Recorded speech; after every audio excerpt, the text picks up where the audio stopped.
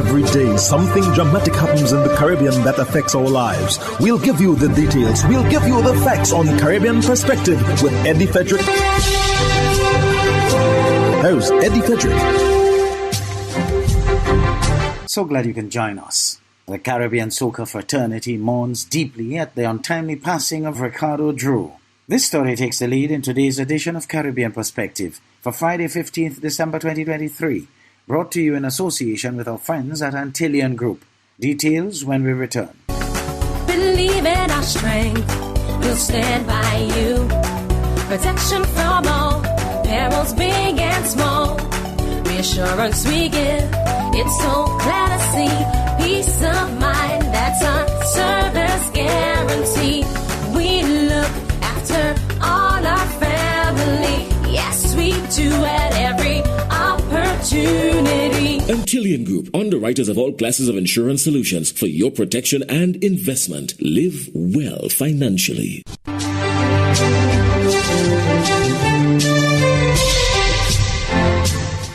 Welcome back. Soca artist Ricardo Drew had a shocking end to his life and career.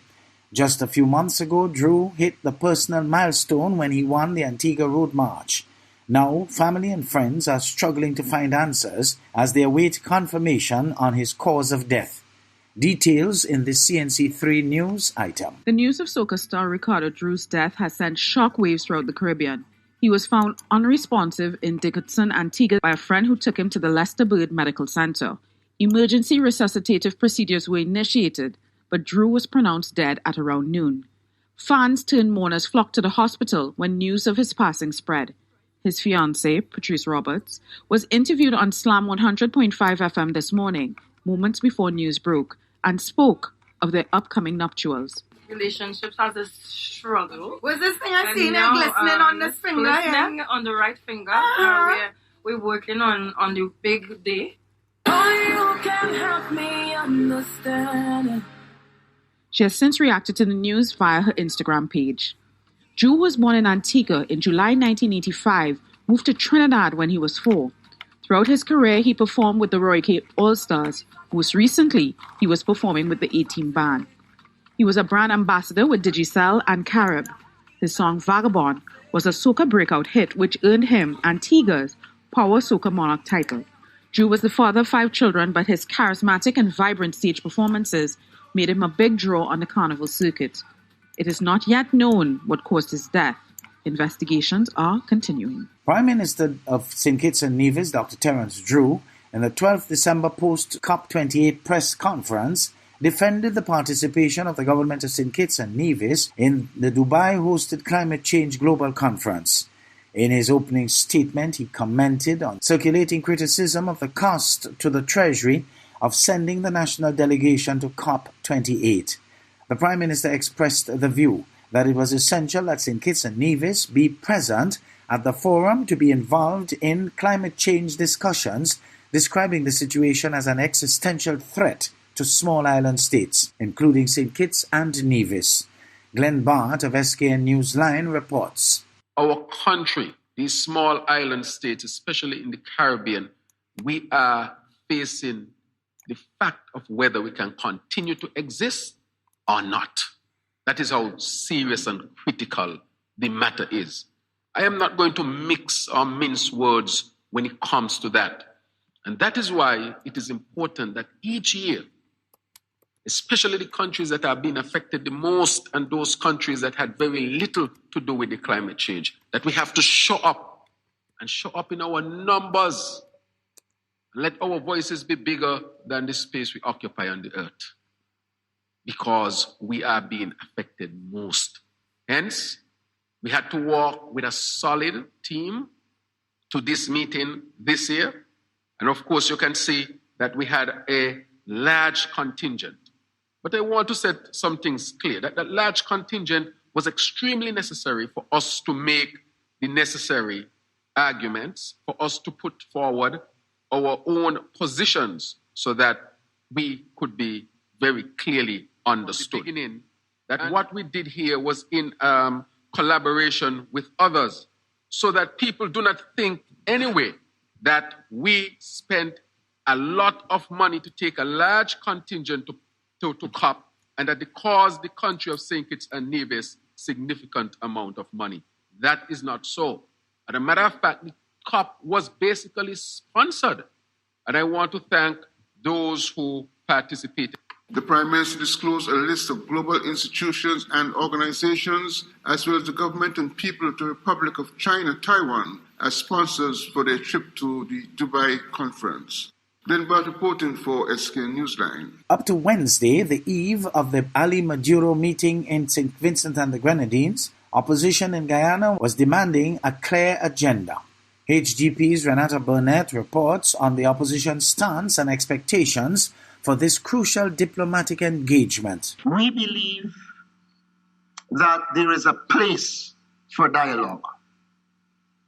But like we said, we hope at the end of this summit, there's the movement in the direction of peace and the de-escalation of conflict, but we do not compromise our position. That was Opposition Leader Aubrey Norton on Monday during the 69th sitting of the 12th Parliament, making clear his party's position on a planned meeting between President Irfan Ali and Nicolas Maduro in St. Vincent and the Grenadines set for this Thursday.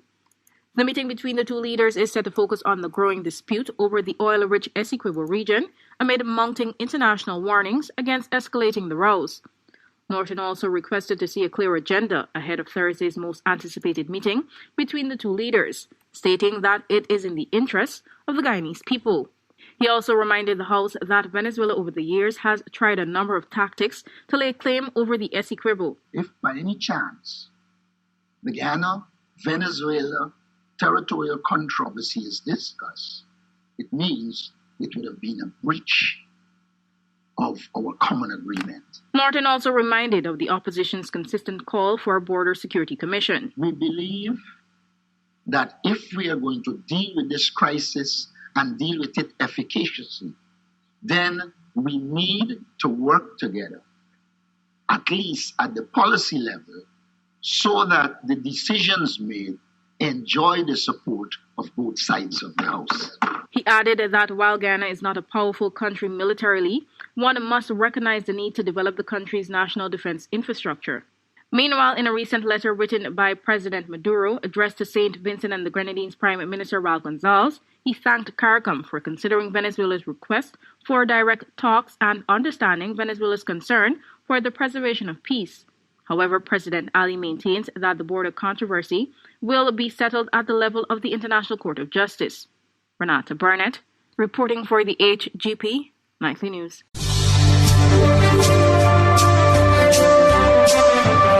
You're listening to Caribbean Perspective with Eddie Frederick, in association with our friends at Antillean Group, underwriters of all classes of insurance solutions for your protection and investment. Live well financially.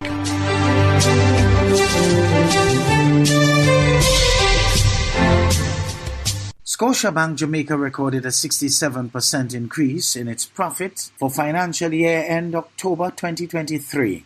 Andrea Chisholm of TVJ Business Day has more.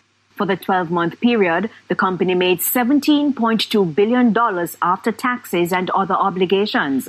That's $6.9 billion more than the $10.3 billion made for the same period in 2022.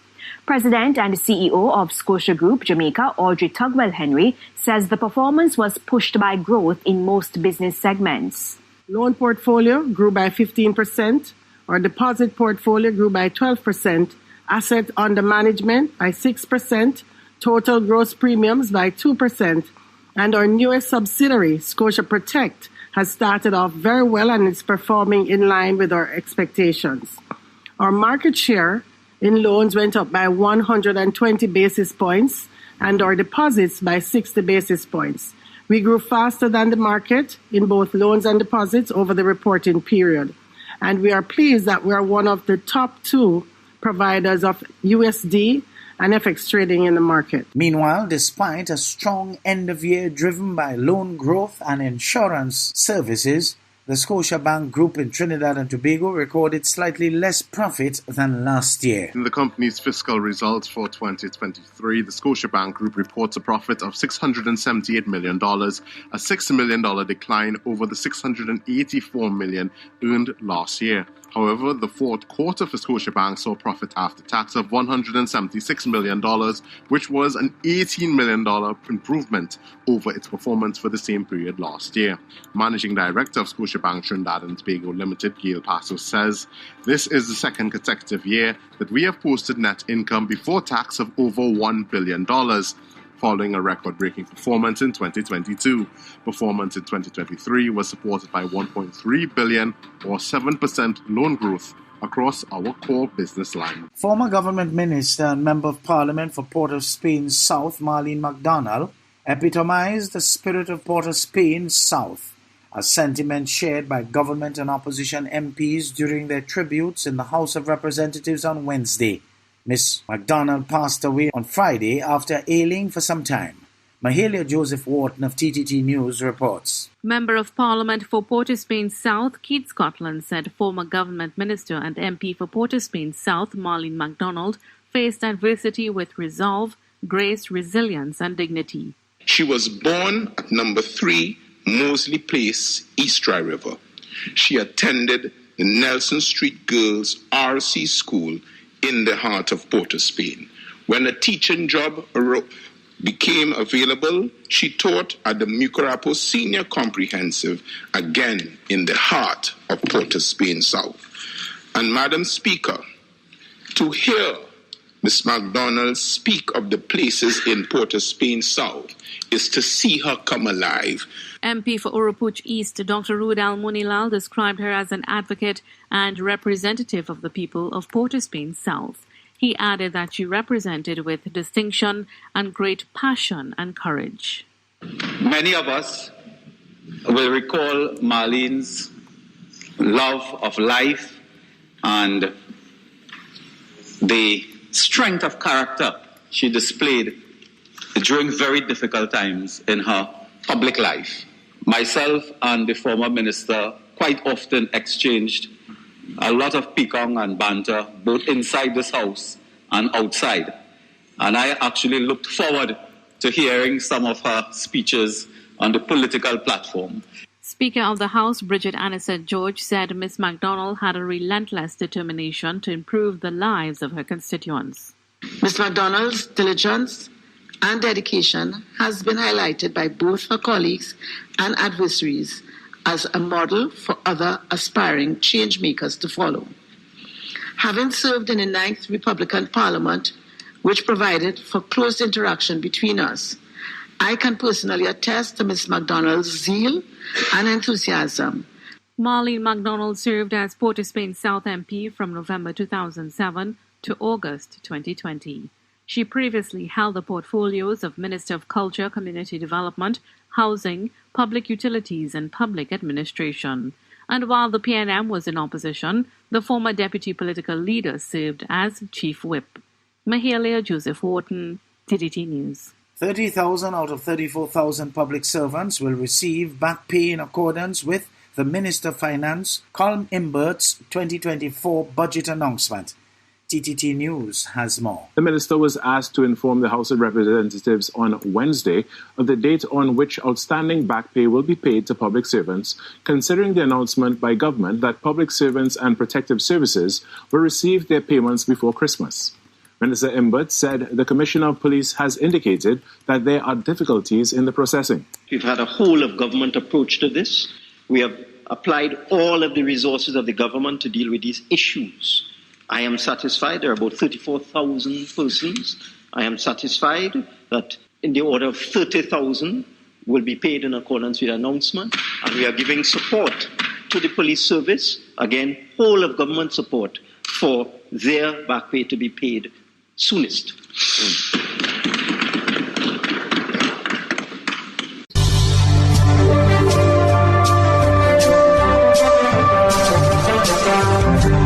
Hi, I'm Eddie Frederick, wishing you a restful weekend. This has been Caribbean Perspective, a whole new approach to highlighting developments in the Caribbean. In the meantime, please follow us on Facebook and subscribe to our YouTube channel for daily regional news and more, in association with our friends at Antillean Group. Believe in our strength, we'll stand by you. Protection from all perils, big and small. Reassurance we give, it's so glad to see. Peace of mind, that's our service guarantee. We look after all our family. Yes, we do at every opportunity. Antillean Group, underwriters of all classes of insurance solutions for your protection and investment. Live well financially.